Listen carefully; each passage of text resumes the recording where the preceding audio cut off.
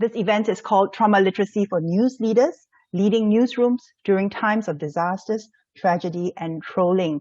And this webinar, of course, we hope will someday help you and your colleagues in dealing with the difficulties and challenges as well, which you face in your day-to-day coverage. I myself have been a broadcast journalist for 20 years, and I myself too understand the challenges that journalists face in day-to-day coverage. I covered crime. I went to mortuaries. They send the young journalists out to do mortuary duty, for example. And the cumulative effect of these events and things that we do day in and day out sometimes can take a toll on our work. So we really are very grateful to the Google News Initiative for supporting this program and offering it's actually a series of trainings around the topic of trauma literacy. This is just the introductory webinar, 90 minutes today, and this will be, and participants of this webinar will be actually invited to apply for a more intensive manager training of 3 sessions, which will be held in the month of March. The Dart Centre, which is our partner, Dart Centre APAC, which is located in Melbourne, is our partner, and we'll be developing a series of online resources as well, which you all will be kept informed of, and this will be ready, I expect, by the middle of the year, and available to all of you as well. And there will be some consulting opportunities where if you need to have which you could apply for later on, and we will be sending you more details for this as well. So I would like now to invite Cait McMahon, who is the founding managing director of Dart Centre Asia Pacific, and she comes to us from Australia, and she will now introduce this webinar and the speakers to you. Over to you, Cait. Thank you very much, Joon-Nie, and thank you very much to the WAN-IFRA team who have been gracious hosts. So it's been terrific to work with you, and thank you very much for all the work that you've done in getting this together. And I would like to thank the Google News Initiative for the opportunity for us to be here. Just before we start, I just want to let people know that the slides that we'll be using will not be sent out. We have a policy within Dart Asia Pacific to not send out slides, but if anybody would like to take screenshots as we're presenting, please feel free to do that. And there will be a video recording of this available after the training. I want to remind people to self-care during this 90-minute webinar. Even though it's a webinar, sometimes even talking about trauma can trigger things for us that we've experienced in our own lives or that you've reported on. So please self-care during this. Get a drink of water if you need to, if you feel a bit stirred up. That's not unusual. There will be some graphic audio used during this, and that Ginger Gorman, my colleague, will speak about that, but I just do want to alert people to the fact that there will be some graphic audio used as well. There will be an opportunity after the webinar to register for the 3 intensive sessions that Joon-Nie has mentioned. There will be a form available. We will be selecting only 16 participants for that. I realise it's a small number considering what we're doing, but there is also a reason for that, because when you do trauma training, it is quite different than any other sort of training, technical training. Also, I remind people to please put their Q&A at the end after the session, their questions in the Q&A box, not in the chat box. So that's really, really important. So I will start the session proper now, and I will get up my slides and just put that in presenter mode for us. There's myself. I don't need to reintroduce myself. I won't go into the bios of my colleagues because we have such a short amount of time today.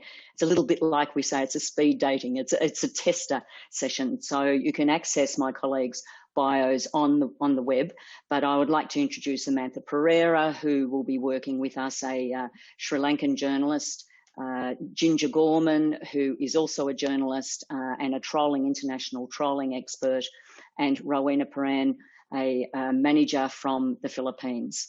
So these are my colleagues that we'll be working with this afternoon. Just to let you know that the Dart Centre Asia Pacific is a project of the Columbia University Graduate School of Journalism, and we thank them for the opportunity to be here today.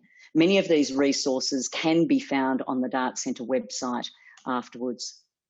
So today, what will we be speaking about? Well, today we'll be looking at how trauma affects journalists and why indeed we are even talking about this issue. And we will talk about specifically about trolling and the impact there of the impact of trauma and trolling on journalists and the duty of care for managers. And we'll have a conversation with Rowena as a newsroom manager as to how she has, why and how she has implemented trauma awareness in the training, in her newsroom, I'm sorry. So what is trauma and how does it affect journalists? Well, trauma is the impact on the brain first and foremost, and then that filters through the body and the psyche. It's an experience of severe psychological distress, and it can be experienced directly or indirectly, or what we call primary or secondary impact. And I won't be spending a lot of time on this, but this is just to give you an idea that trauma really is about a brain injury, if you like, or a brain impact. It's not because people are morally weak or psychologically weak. It is a reaction that happens just like a physiological reaction.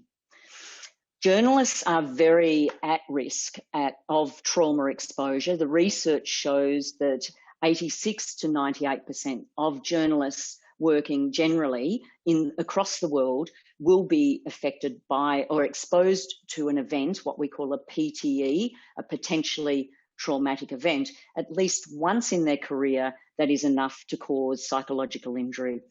And we know in the culture of journalism that there is a strong macho culture and that very often journalists might be first on the scene or exposed to things on screen, which can just be as traumatic as being out in the field.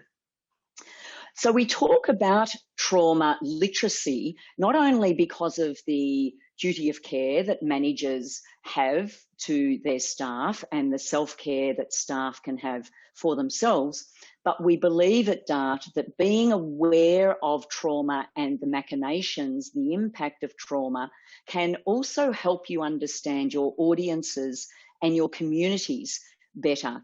Therefore, it will help you make more informed news choices. If you understand what trauma does, then you will know what is happening in your community or with the interview subjects. You can be more ethical and more sensitive to your interview subjects as well. And it can help you make more informed editorial decisions so that there's not that what we call news pollution, where people are just getting inundated with news trauma or trauma of news constantly, especially if there is a disaster, can be rolling coverage. So it can help newsrooms understand those sorts of interactions in their communities in a more nuanced way. We also believe at Dart that this is very much a press freedom issue, because if journalists are silenced through traumatic injury, they are silenced just as much as someone is who might be incarcerated.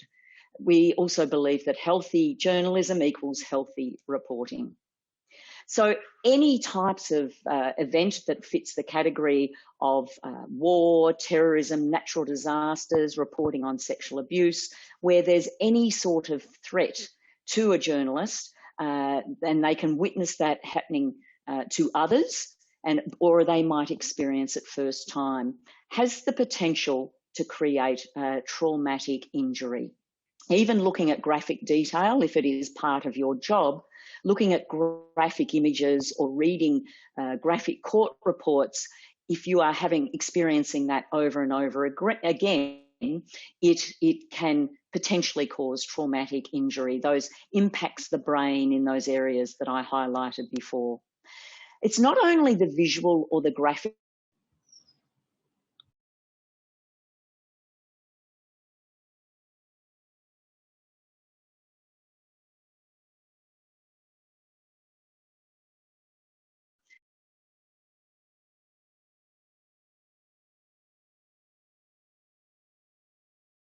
It's also what we call there's a potential for moral innocent expectations. So if a journalist is being put into a situation where they are really problematic. So the sorts of things that managers can look out for if their staff talk about having intrusive images, traumatic nightmares, flashbacks, or prolonged distress, these are the sorts of things that may be indicators of some sort of traumatic injury. Most people will experience these things maybe for 2 or 3 weeks. That's not unusual. And then we recalibrate. Our system recalibrates when we are away from the threat. The problems happen is when our system doesn't recalibrate.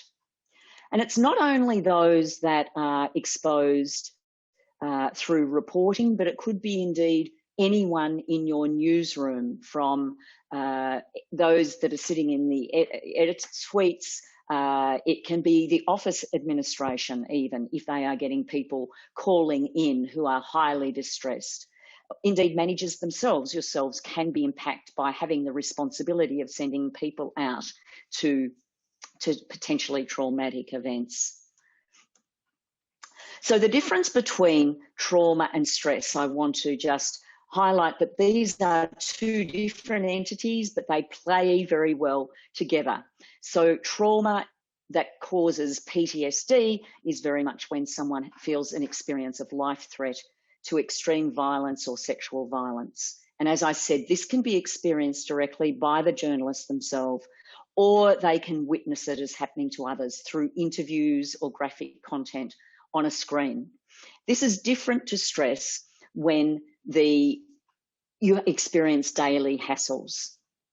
So these are two different entities, but as I said, the way that they play together is that you can have the daily stresses of deadlines, sick child, divorce, job losses that can happen, but then you might experience the traumatic events such as a bomb blast, exposure to rape, reporting on rape, deceased children, death threats. And when they intersect with the stress, then you have a problem.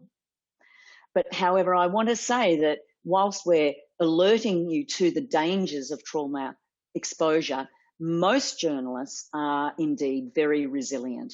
And we want to highlight that and make that a really important message. However, as managers, it is important to understand when people may be experiencing distress and that you have a duty of care with that, and we will talk further about that. I now want to introduce my next colleague who will be speaking, my colleague Amantha Perera, who will be talking more about how trolling is specifically related to trauma. Thank you very much, Amantha. Thank you, Cait.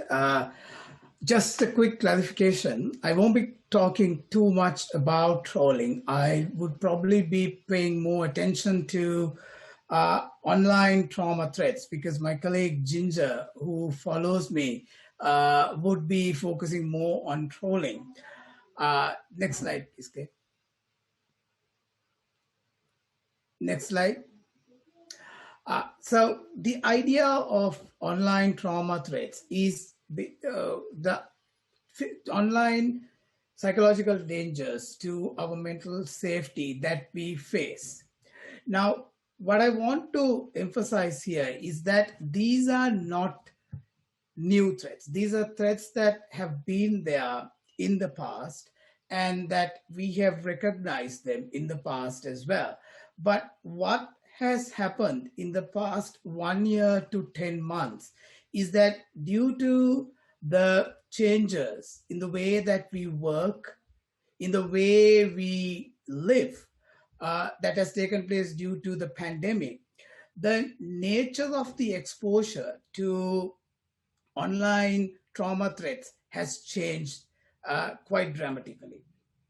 Another change has been the dynamics of these threats have also changed quite a lot during the lockdowns. Now, these threats include abuse, doxing, trolling, content, including disturbing and fake content.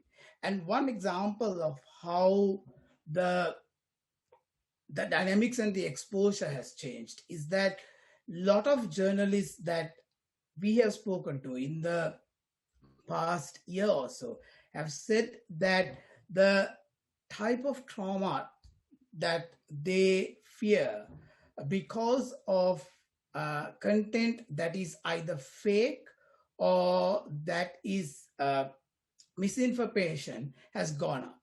And also there is increase that we've seen in journalists fearing the type of threats that they face because of the content that they're dealing with. For example, we've seen that journalists who cover the story of the pandemic, who go out and report on this, get affected quite a bit by the type of stories that they work on, because the story does have a direct impact on their lives and the lives of their loved ones. Now, online trauma threats tend to be dialogic in nature, and they also tend to be quite personal. Now, that's because of the way we use online devices and how our online footprint is, because it's very difficult for most of us to differentiate between our personal and our professional personalities in the online world. And most of the time, these threats can feel unrelenting, and there appears to be no end to this. But they can be moderated and mitigated. And what these kind of webinars and this webinar is trying to do is to build that kind of skills among journalists, that they can face up to these threats and do their job much better than they did before. Next slide, please. So I am conducting an ongoing research into how online trauma threats have escalated in the last 10 to 12 months. So what the data so far has indicated is that there is a major shift online in terms of how journalists work online. It's not to say that journalists didn't work online or that they worked quite a bit online. Now, but what we see now is that most of the journalists that I have spoken to say that about 80% say that online resources are their main resources for reporting, disseminating, and engagement tools. And also we see about 70% now spending about more than 5 hours a day online on their work. And this is not counting the time that they spend for their personal activities. And at the height of the lockdown, so this should be about from about May till about August of last year, they spent about 90% spent about 5 hours or more online a day. And before the lockdowns, they said that the number was about 40% who spent 5 hours or more online. And like I said, the awareness that fake news and disturbing information can have on their daily lives and the lives of their loved ones, those who they are closest to, is also rising. And what all these things, these trends indicate is that the digital dependence of journalism and journalists is going up, and it's not showing any signs of de-escalating anytime soon, and the trends are likely to remain at these levels for quite some time. But also, during the same time these changes were taking place, we have also seen that there is a heightened concern on personal safety, including mental safety and self-care.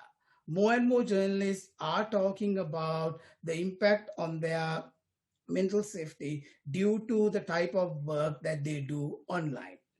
They did speak about these issues before the lockdowns, before the pandemic, but they were more peripheral issues. So they would be aware of it, but they wouldn't, most of them wouldn't think that these were issues that affected them on a day-to-day basis. that has changed quite a bit right now. Next slide, please. So these are just some of the examples of what journalists have told me during the research.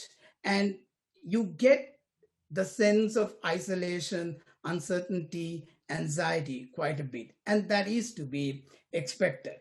But also you get this other sense that journalists do want to build up their skills in how to face up to these challenges and to do their job much better. And that's what basically what we're trying to do here, is to build these kind of skills. Now, I like to think of building skills to identify and mitigate online trauma threats as something akin to strength training.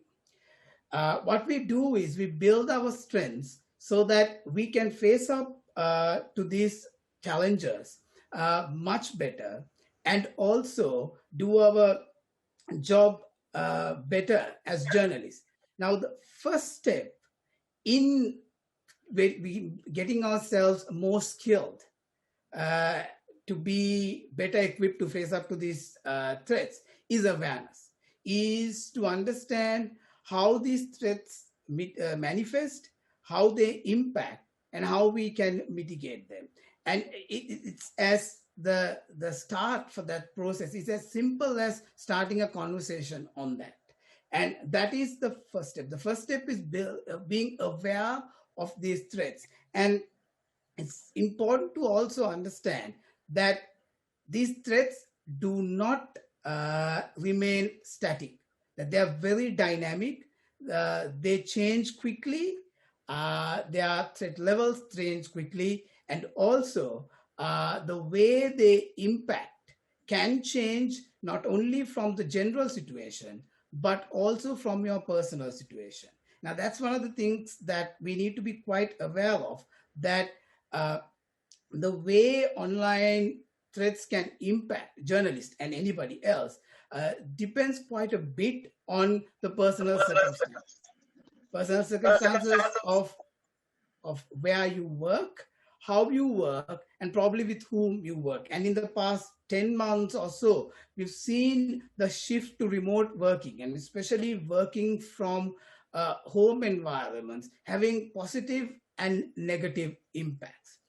And in terms of news managers, I think the most important thing a news manager can do is to recognize the potency of online trauma threats, that these are really dangerous threats that have, and that will impact the personal and professional lives of their staff.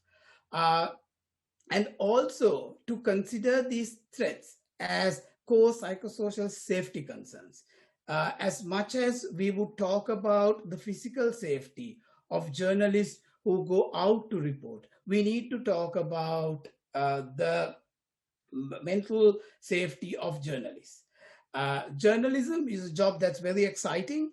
It's a job that brings in so much of excitement and fulfillment, but it's also a career where we cannot stay away from issues that are nasty, that are uncomfortable. And we need to be equipped to face up to these issues and to do our job in a much more professional, in a much more skilled manner.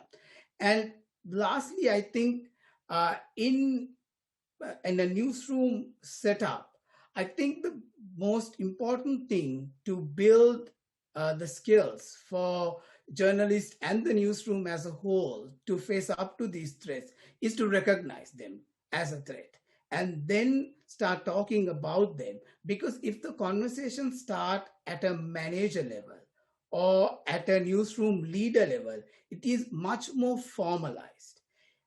It's not to say that individual journalists talking among each other is not important. It is important, but for that to come up to a much more formal level, it takes some time, because it's starting at a much more impersonal, at a much more personal level. So, but if a news leader starts the conversation. It becomes much more formal and a topic that others will feel comfortable talking about. Thank you. And now I hand over to my colleague Ginger, who will speak much more in detail about the impact of trolls and trolling. Thank you very much, Amantha, for those insights. So my name's Ginger Gorman, and it's lovely to be here. It's a real honour to be able to talk to you. So I never set out to become a cyber hate expert at all. I can't even really use my phone. I'm not that techie. What happened to me was that 8 years ago, an army of trolls came after me and my family. So just a little bit of backstory here. As a result of something I broadcast and published online at the ABC, that is the Australian Broadcasting Corporation, our public broadcaster here, we became subject of this hate campaign in 2013. So I wrote a story about these two men that you can see. They're a gay couple, and they told me that they had had this child via surrogacy in Russia, and that he was the biological child of this American man that you'll see on your right, Mark Newton, and the other man is Peter Truong. So I broadcast this in 2010, and then in 2013, when I was on maternity leave with my second child, these two men got arrested and charged in the United States as members of an international paedophile ring. So it turned out that this little boy had been purchased from his Russian mother. He was not a biological child, the biological child of either man, and he had been horrendously abused. And so, I had spent a lot of time with this little boy, and it still causes me a lot of grief to this day. But what happened was a particular conservative journalist in the United States, a man called Robert Stacey McCain, who had a lot of followers, he started to write these blog posts about me, and he had got hold of this article I'd written back in 2010. He seemed to believe that some of this was my fault, these crimes against this child. And so he was inciting his followers to shame me. And so, like Amantha was saying, the torrents of abuse just flooded in online. And there are two moments I really remember very, very clearly about this. Cait, if we could just go to the next slide now. What happened was we got a death threat. So I got this tweet saying, "Your life is over." And my then husband, we've since separated, partly I think because of the trauma of this, he found that I had location services on Twitter. And so what that meant was that people could actually locate our house on Google Maps. So like I said, I'm not techie. I know about this now. I didn't then. So we got that death threat. And then at the same time, my husband actually found this particular photo of me and him and our 2-year-old. And then you can see I'm very pregnant here, on a fascist website. So we took this photo for our family Christmas card. It was stolen from Facebook and put onto this fascist website. And this was very threatening to me because I have a Jewish background.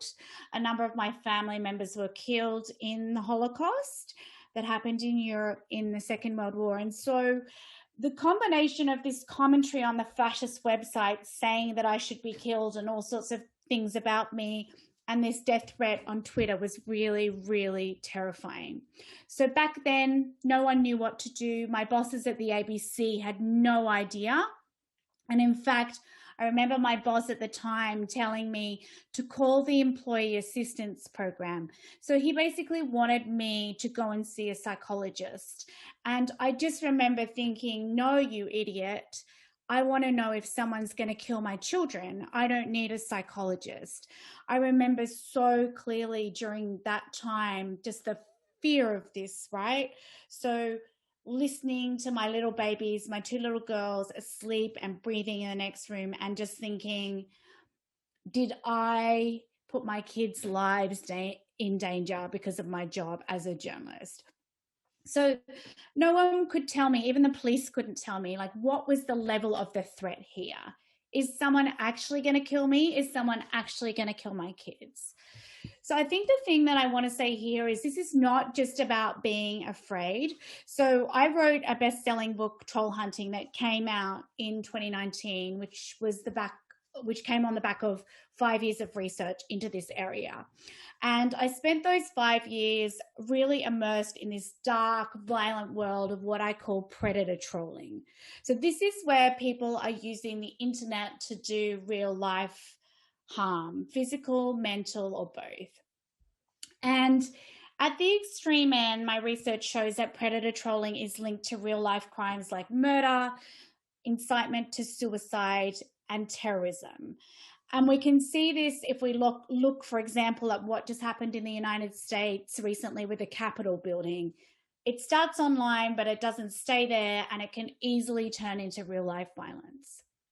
So now if we just go back to my own story for a moment and we think about some of the things Cait was saying about trauma and the impacts on journalists, not only was I under physical and mental threat during the trolling I experienced in 2013, but also during the period of researching and writing my book, so those investigations, there were many crimes happening in real time. So people were getting shot and killed as I was writing. So by the end of writing the manuscript for my book in 2018, I had severe PTSD and depression. I was abusing substances. I had nightmares, and I was just really angry and dark, shouting at my children. I didn't want to go out in public. I didn't want to answer my phone. I couldn't sleep. So the effects of journalistic trauma on journalists can be very real, and it can really affect our ability to work. So luckily in my case, none of the physical threats played out.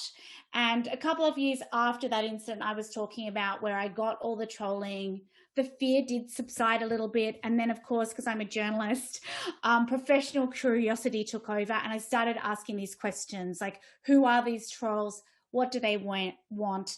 And I went to meet and interview trolls.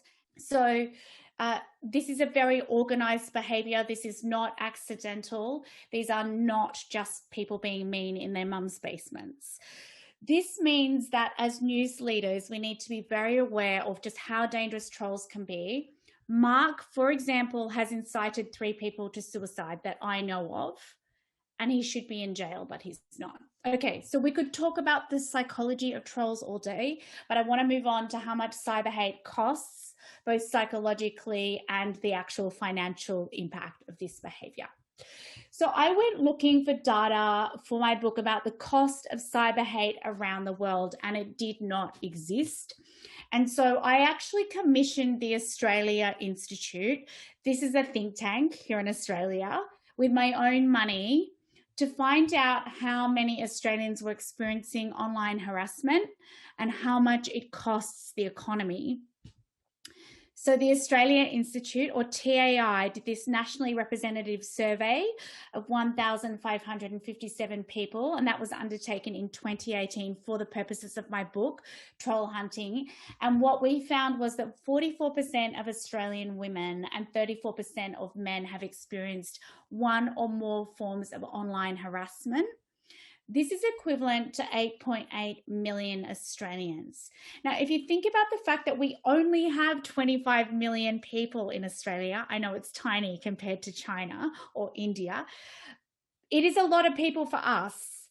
So just for context as well, this is a really similar incidence to those experiencing cyber hate in the United States.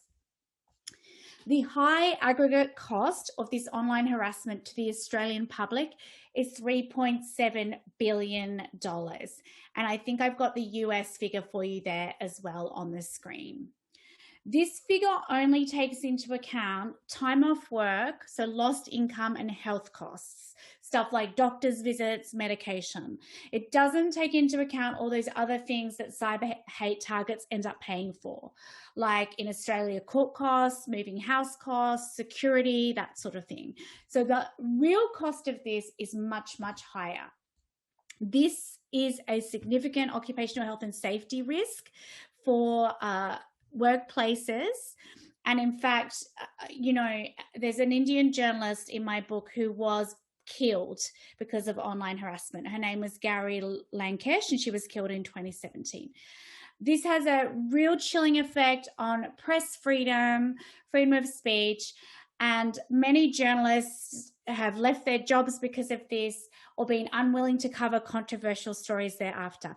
I know we're on 0 minutes now, and I wanted to talk about a couple of things about the cost, but basically 20% of journalists who have been targeted online have also been targeted offline with real life violence. Can I just very quickly, do I have just 1 minute to just quickly go through what newsreaders can do, and then I'll wind up? Joon-Nie, is that okay?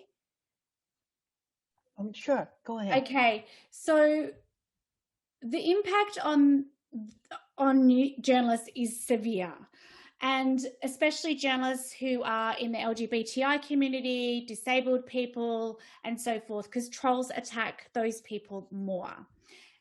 As news leaders, I would ask you, don't minimize predator trolling, understand it is a severe threat, treat it as an OH&S issue, offer staff training, social media self-defense training, and give them psychological and physical armor. So teach them the risks of being online, the psychology of trolls, and the mental tools to cope with this, and where to get help if they need it. Create social media policies which protect the organisation and the employee from harm, and have protocols in place for staff members. So who do they report to if they are experiencing predator trolling, and what internal mechanisms are triggered if there are credible threats of harm? So report predator trolling to the platforms, to police and relevant government bodies if you have any. In some countries, it may not be possible to report to police, but hopefully if there is a direct threat of violence, a credible threat, this will be taken seriously. So thank you so much, and sorry I went a little bit over time. Thank you very much, Ginger, and thank you, Amantha. I'm going to pick up a little bit further on the duty of care that Ginger and Amantha have both spoken about, that psychological armour. Now, this is just as I said, it's a taster. So what you are hearing today are just very small tips and pointers. But as we know that there is a potential exposure to risk and to injury, and managers do have a duty of care as well as an ethical duty of care, as well as a pragmatic duty of care to look after your staff. If you look after your staff, they will work better for you, and financially there won't be that turnover in the organisation.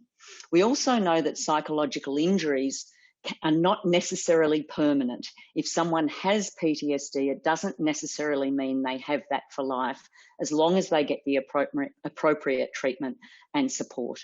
And certainly in Australia, there has been one court case already where a journalist has sued a news organisation for lack of duty of care for traumatic exposure. This was a court reporter who sued the news organisation she had been exposed a lot to traumatic events through her court reporting.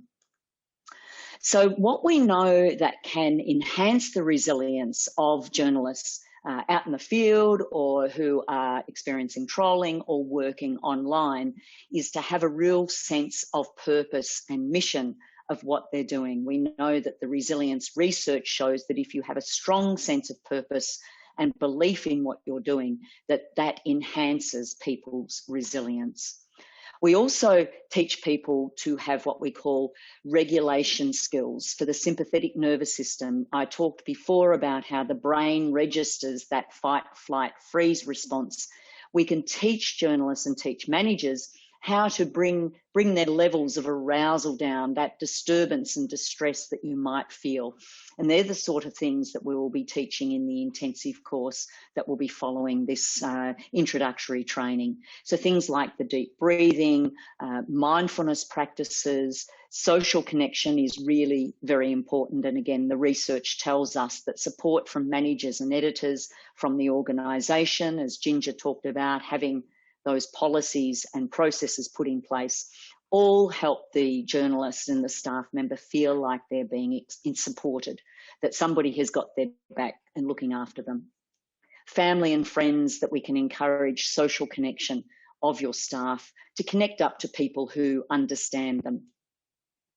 So before assignment, if you like, we in the Dart Centre talk about the BDA approach, the before, during and after approach. So we would encourage you before someone goes on an assignment that you create a culture of trauma awareness. Amantha already talked about, just start the conversation, and there should be no stigma. If someone feels distressed, it's not because they're weak, it's because their system is regulating that they feel threat in some way, that their body is trying to find a way to recalibrate. So there should be no stigma around mental health issues. It's just the same as having a physical issue. If you go to work and you fall and break your leg, having a mental health issue that's work-related is just the same. So explicitly mention to your staff that they may be distressed and that may be okay, and that you're going to do something to support them around that you've got policies and processes and support mechanisms. Also encourage self-care, limit exposure as much as possible. We know that journalists have to be exposed to trauma because that's the job, but needless exposure is not helpful. So making sure you have mechanisms of rotation and breaks there, that I've been hearing, especially during the pandemic, that journalists have been working hour upon hour at their screen. Well, it's important to institute breaks and let them know what you will do to support them. So set up policies and processes. Be aware of what your legal potential obligations are in regard to these issues, and make sure that you are aware of what the jurisdictions propose in terms of any legal obligations, and have processes available and make them living documents.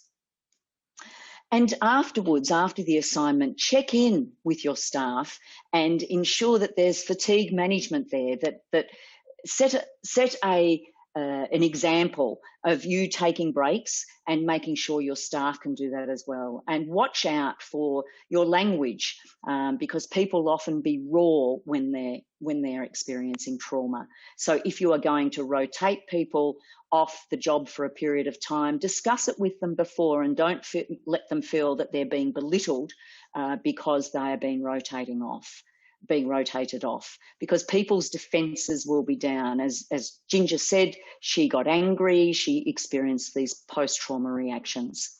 So just be cautious of that.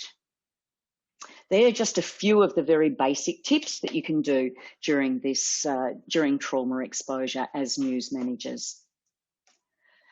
Make sure afterwards that you do follow up, that you make sure that you thank your staff for their work and acknowledge what they've been through. We hear this time and time again, that journalists say that they haven't been thanked by their bosses. So make sure that you do that. Encourage peer support. So encourage that people connect up with others, and that there's time in the organisation for people to follow up with their colleagues when they've been traumatised, because the resilience research shows that this is the most important thing. I'm now very sorry, I've got my computer battery is running low. I'm very sorry about that. So they're just a few of the tips that you can do. We're now going to hear from a news manager, my colleague Rowena Perera. Hi, Cait.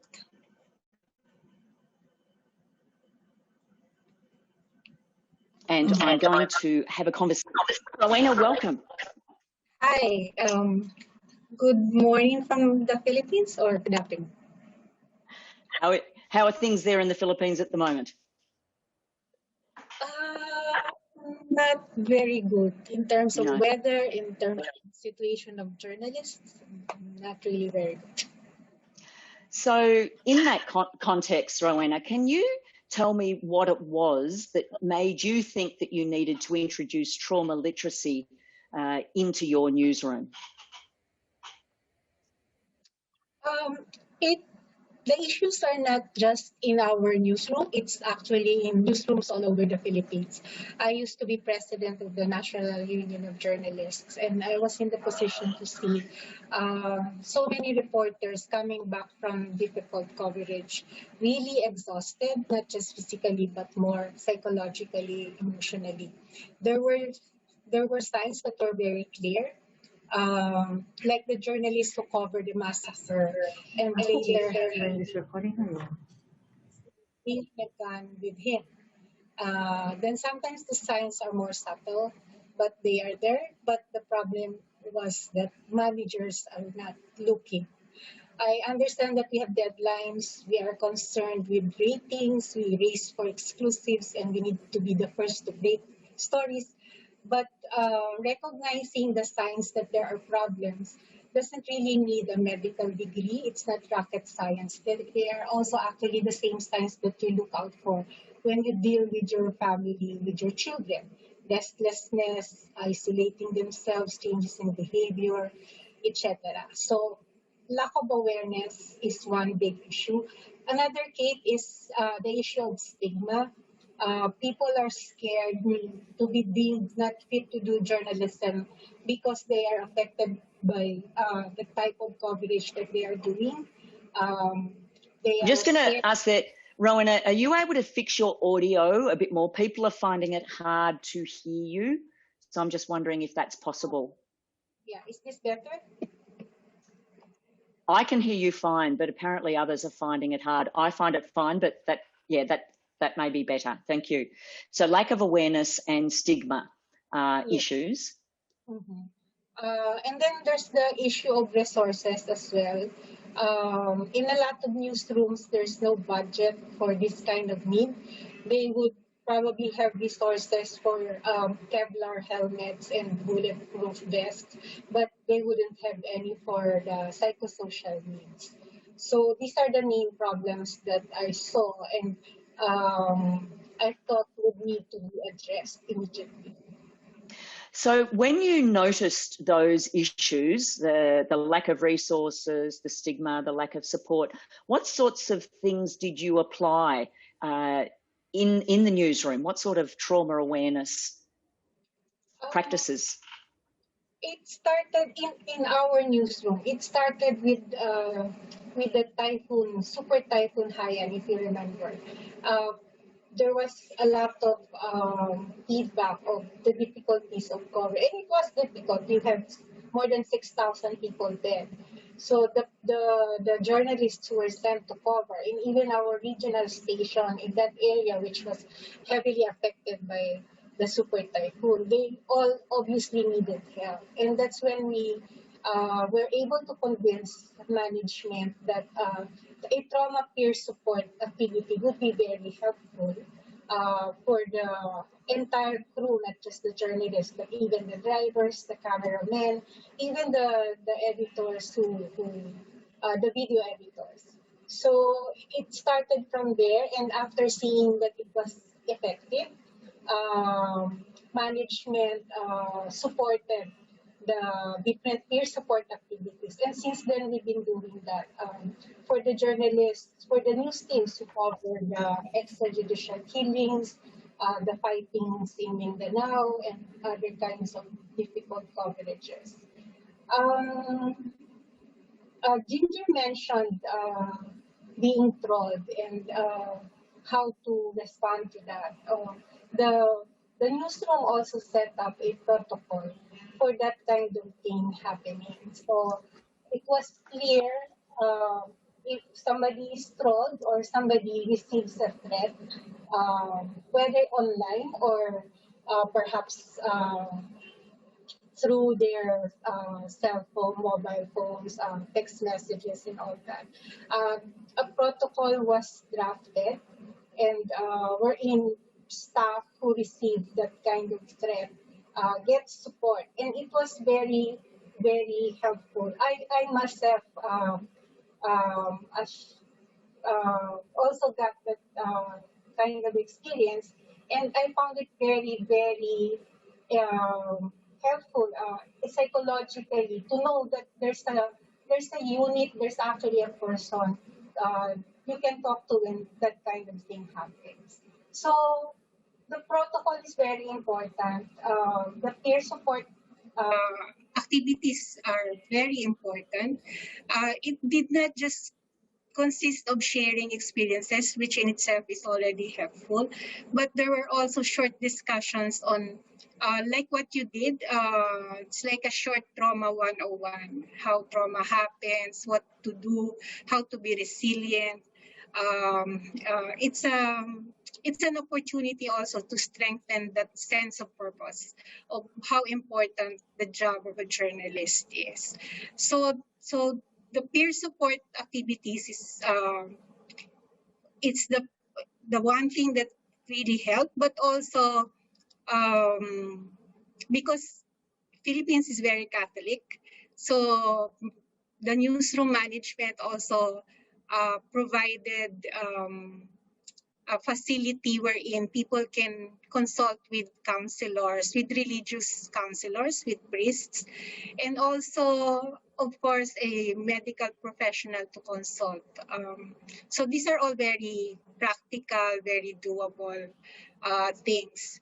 On the issue of resources, although my network was able to provide the resources needed for those activities to happen, some of the newsrooms really do not have the budget. So one of the things that we suggested was to partner with groups that have the same advocacy, mental health advocacy, so they have professionals who could help them. So this is just probably a temporary thing, but it's really the responsibility of the newsroom to provide the resources in the same way that if somebody gets sick during coverage, we would provide hospitalization and all the necessary care for that person. So it's the same thing with mental health.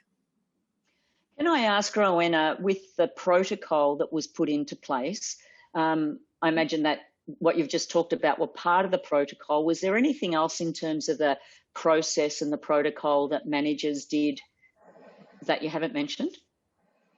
Well, of course, people have to know that there is such a protocol in place. So the first thing done was after it was drafted and approved, people were sent emails, and it was cascaded via email and through meetings that this is something that you can do if ever you find yourself in such a situation. And then when it does happen, a meeting usually is convened together with the security person, because online threats can sometimes translate into physical threats. So it's not just the mental health, but also ensuring the physical safety of the person. But, you know, just knowing that there's this response, it's already a big boost to the individual. It shows you that they have your back and that they will help you if ever you get into such a situation. So were there, in implementing these processes and protocols and the peer support program and the education program, were there any ever problems, any issues that arose, that things went badly or didn't go as you hoped? So we seem to have lost Rowena there, I think. I was just finding out if it was me that has frozen or not. So hopefully she can come back because we're hoping to have a Q&A with her and all the panelists. So why don't we do this? Rowena says she has somehow been disconnected, but why don't we go to the next part of the program first, and then when Rowena joins us back, you know, she can join in for the Q&A. Great. So what we will do now, thanks Joon-Nie, that's what we'll do. We will now move into the Q&A, and if all the panelists could come back on, put their screens on, and hopefully Rowena can come back as well. And I would invite people to put into the Q&A box, not the chat box, any questions that you would like to ask of any of the panellists that are here. Please just feel free. Cait, would you like me to jump in and answer this question about law enforcement and trolling? That would be terrific, and that will give us time for questions to come on in. So this is a terrific question from an anonymous attendee saying, thank you for the helpful session. Great, I'm glad it was helpful. That's what we were aiming for. This person says, unfortunately, we know law enforcement are often slow to respond to these threats or lack the awareness of critical risk associated with trolling and cyber abuse. What tips do you have for ensuring physical security in response to a cyber safety threat such as doxing? Okay, this is a really tough question because the fact of the matter is that around the world, the structures are not in place to protect us from extreme cyber hate. And this is the whole reason I wrote my book. So this is not just a problem that one country has. There is no police force in the world that is properly equipped to deal with this. They're very slow on the uptake. And oftentimes as well, the laws are not adequate either. So you might have old laws relating to telephones and not the internet. Doxing is, for those of you who don't know, is where your personal identifiable details like my children's school or where I live is put online, and therefore there is a real threat to this. What we have seen recently is actually counter-terrorism parts of police forces around the world responding now when someone reports a credible physical threat. Not always, but we are seeing that. I mean, what I would say for news leaders is you need to have a protocol in place. You need to have security in place. You need to understand and have a trigger mechanism for what happens. Not each country is the same. So in Australia now, you will sometimes get great responses from police. I know in other countries that, you know, it's very lacking. So I can't really give you great advice, specific advice, except to say it's getting better and you do need protocols in place within your organisation. So what's going to happen when a staff member comes to you and says someone's threatened my children? Thank you very much, Ginger. Yep, Amantha. Just to kind of follow up on what Ginger just said, one thing that kind of is being quite clear right now is that in terms of online trauma threats and online threats, there's a lot of attention being placed on the technical type of threats, like how to get, how to avoid being doxxed, how to make sure your computers are air-gapped and things like that. But where we need more awareness is the kind of personal trauma threat nature that's coming through, where like somebody would be just going through content that could be innocuous, but will have a trauma impact because of the relentless nature of the content or the relentless nature of the work. So I think we need to also emphasize that there is a technical aspect, there is a lot of the expertise on that, but we also need to understand that there is another level of threat that is sometimes connected, but at times quite independent from the technical aspect of all this. And the other, just sorry, while you were talking, Amantha, I wanted to say it's incredibly problematic that the victim feels that they need to sort this out.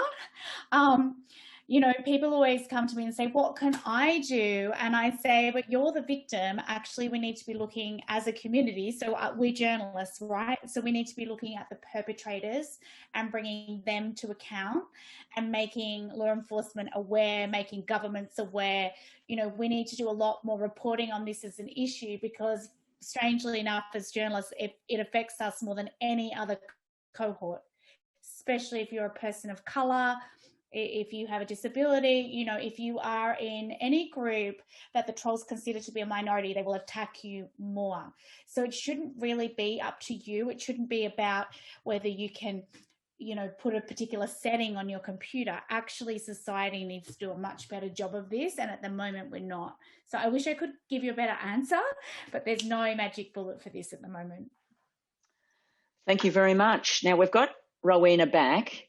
Are you there, Rowena?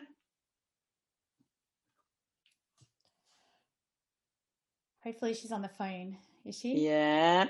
While we're still waiting, I haven't heard that there is a question from a participant saying how to differentiate online trauma with stress. Yeah.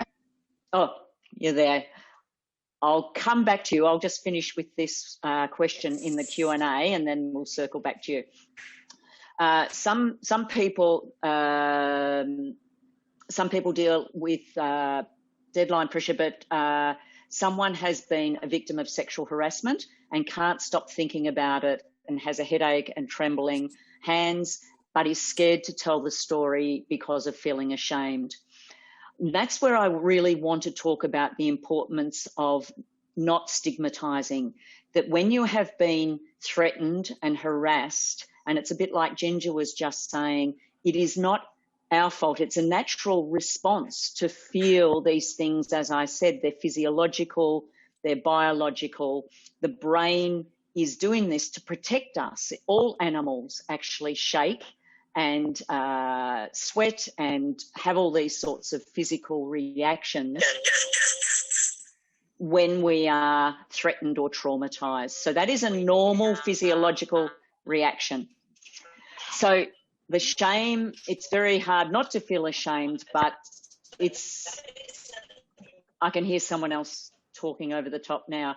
But that is something where if you can talk to someone, even if it's a good friend, about your experience, that may help you to deal with some of those stresses. If there's someone you can trust, it is really important to try and talk about your experience with someone, because if we keep it inside and just keep it with ourselves, then it can build up. As you say there, I keep thinking about it. And if it just remains in our own head, that's when we do just keep ruminating or keep thinking about it. So I would really encourage you to talk to someone, a loved one who you feel you can trust, just to share the burden somewhat.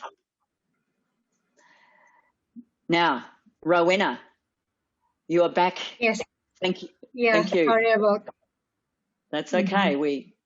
So I do want to circle back to what I was asking you for the managers.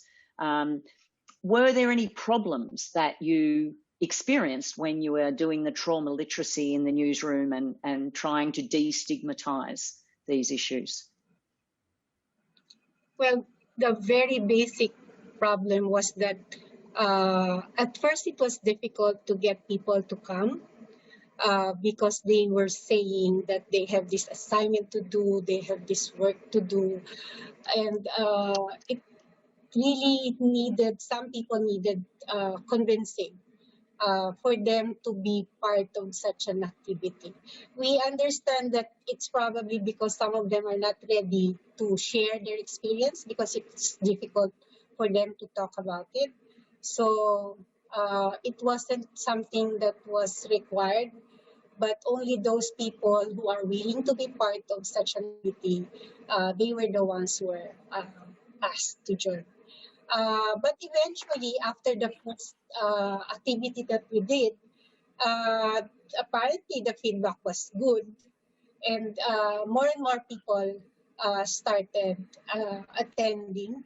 And in fact, after a while, it was the journalists themselves or their crew who would ask if there's anything that's being organized and that they would like to be a part of it.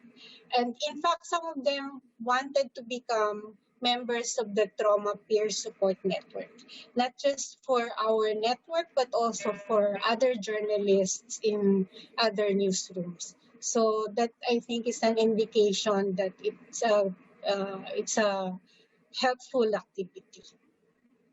Thank you very much for that. And I do believe other organisations then started to want to replicate it because of what it was doing within particular organisations. Is that right? Yes, organizations in other parts of the country, and even well, in the Philippines, the competition is really very high between the networks, and even the rival network actually asked us if there's something that we can facilitate for their reporters. So that's something I think that indicates that this is a good step to take for the journalists. Thank you very much. Thank you very much for that. Very, very helpful. I'm going to come back now to the Q&A because there are questions coming in. So, Ginger, if you're available there for the Q&A, and this is going to be posed to any of the panelists here, that someone is thanking us for a very informative program. Thank you for that. Some journalists might get online trolling owing to unjournalistic conduct, such as cosy relationships with politicians, sometimes motivated from personal fame. How can we balance discipline in journalism and trauma care without understanding from colleagues? The management of news organisations also do not completely agree with providing care, as sometimes the reputation of the news organisation itself. So there's two things there, I think. One is about the journalistic behaviour and maybe unethical behaviour by journalists, but also the lack of care of news organisations. So I throw that to our panellists. I feel like I could write a book about this one, Cait. There's so much in there.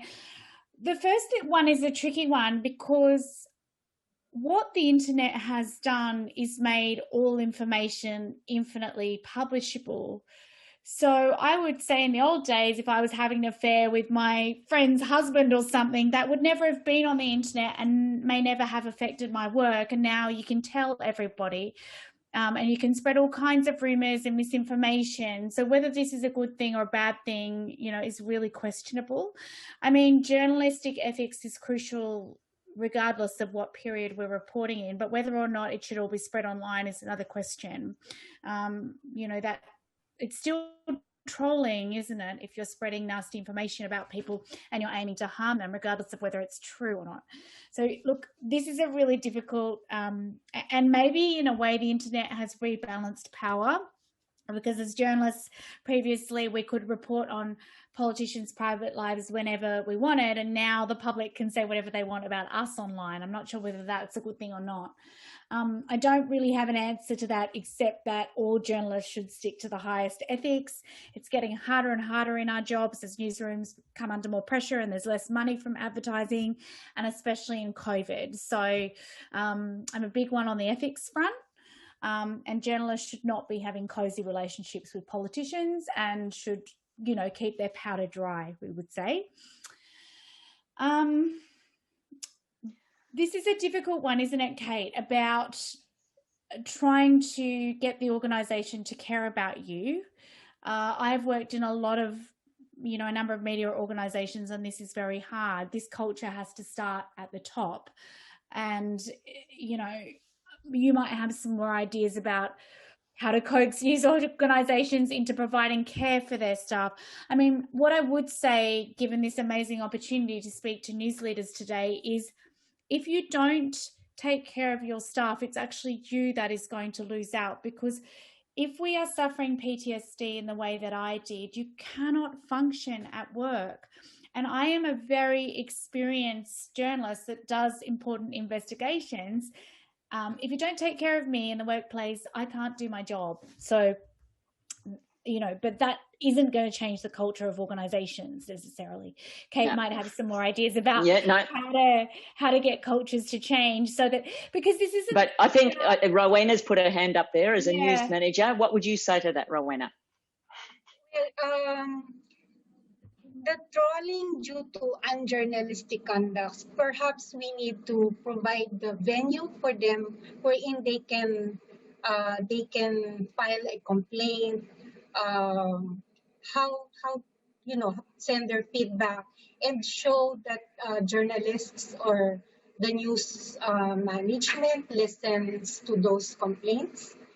So I think it's also making it clear that there are venues wherein those kind of comments, those kind of complaints can also be sent and are actually taken seriously by the newsroom.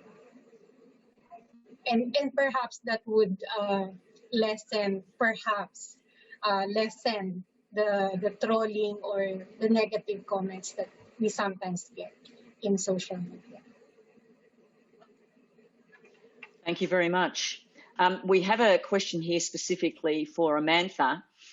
Following on from your comment, Amantha, we are currently putting in workflows to support our staff who spend large amounts of time moderating social media feeds, which relates to your great point about the microaggressions that wear down our staff due to constant exposure. What would be your key takeaways to overcoming this day-to-day trauma when it is intrinsic to your role to remain online? It starts with awareness, that building awareness that these things have a very negative impact, and that negative impact is long lasting and possibly will have financial and other health implications as well. In terms of very practical things that you can do in an office and also in a way that you work in with, like say in a home environment or remote working environment, the most important thing is breaks. Sometimes what happens is we sit down in a computer and we really kind of get sucked into it. We are like addicted to it, and we keep staring at the screen, not knowing that we're just on a treadmill and we can't get off. And these breaks, short and long, has to be instituted. Now, I am a personal example of that. I first thought that I could do this. Okay, I'll take 10 minutes breaks, 15-minute breaks every hour. It doesn't happen because, like I said earlier, journalism brings us really intriguing, really interesting subjects to look at. So we just don't want to give up, but you need to make sure that you take breaks. Like time 1 hour, take that break. Make sure within an office that there is a shift in roles, that if you understand as a news manager that your staff or staffers are accessing and consuming possibly traumatic content, either visual or otherwise, make sure that they are rotated, that not the same person is looking at the social media feed or the content that is coming in all the time. And in an office environment, as well as a personal working environment, where you place your desk and how you work is very important. We tend to work sometimes in very darkened environments. We shouldn't do that. We need to have that kind of open space where we feel comfortable and we feel free, not boxed in, that we work. So these are like the very few tips that you can easily start practicing. There are others that you can also do, but these are what you can do probably even immediately. Thank you very much. I'm aware that we've got 5 minutes to go, and there are a number of questions still in the Q&A box, which we're just not going to get a chance to follow up with. And a few people are putting up their hand, but I think we do need to move on. I don't want us to move into what I call resentment time. We've said we'll finish in by the 90 minutes, and we've got 5 minutes to go. So I want to thank our panelists very much for their contribution. It's been really fabulous and enriching. And thank you to the participants for putting in the questions. Please feel free to make contact with the Dart Centre with any of your questions. I know any of us would feel free to answer them if you still want to send in questions to us. I'm going to hand back over to Joon-Nie now to wrap up the session for us, please. Thank you very much, Cait. And thank you very much, speakers, as well as to our interpreters who have been busy translating this intensive 90-minute webinar. Let me just share my screen now and to take you through what's coming up actually. And actually, Cait, please feel free to jump in at any time, because this is really, this program is run by Dart Centre APAC out of Australia, and they are the subject matter experts. So this is the next phase actually of the training that Dart is organizing, and this is going to be in March. Cait, would you like to speak more to this? I will, thank you very much. So what we're doing as a follow-up to this today, which has been very introductory, is that we're offering the opportunity for 16 news leaders to apply to WAN-IFRA, and the application form will be available following this. And it will be an application process where people will apply to do 3 weeks of 1.5 hours, 3 weeks in March 10, 17 and 24th, to do much more intensive. We'll take the content that we have done today, but do that much more specifically and much more intensively than we have done. Now, why we are limiting it to 16 is because we want it to be very interactive, and we have realised that when we are doing trauma training, it is not possible to really do it just purely in a didactic way as you would with technical skills. So it will mean that we will create sort of a support network again for the managers that are present there, and we can't do that with a large number, and it's a lot safer for us talking about trauma at a much more intense level to do it in a small group. We want to ensure your safety and the safety of the other participants. So that's why we're only having a small number for this. So please apply, and we will process the applications and let those news leaders know who have been received. Now, we also are accepting if there are 2 news leaders from the one organisation, that is okay. We will accept 2 from the same organisation, as well as individuals as well. Yes, thanks so much, Cait. I put in the link to the application form, so participants who would like to apply for this 3 sessions of intensive manager training are welcome to do so.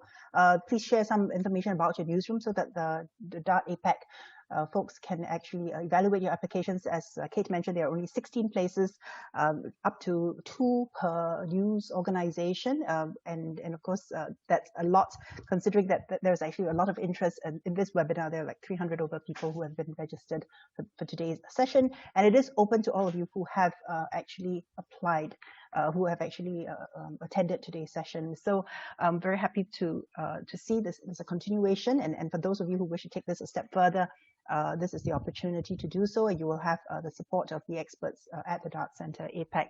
Following that, they are also coming up with a curriculum, an online curriculum for you to share with staff.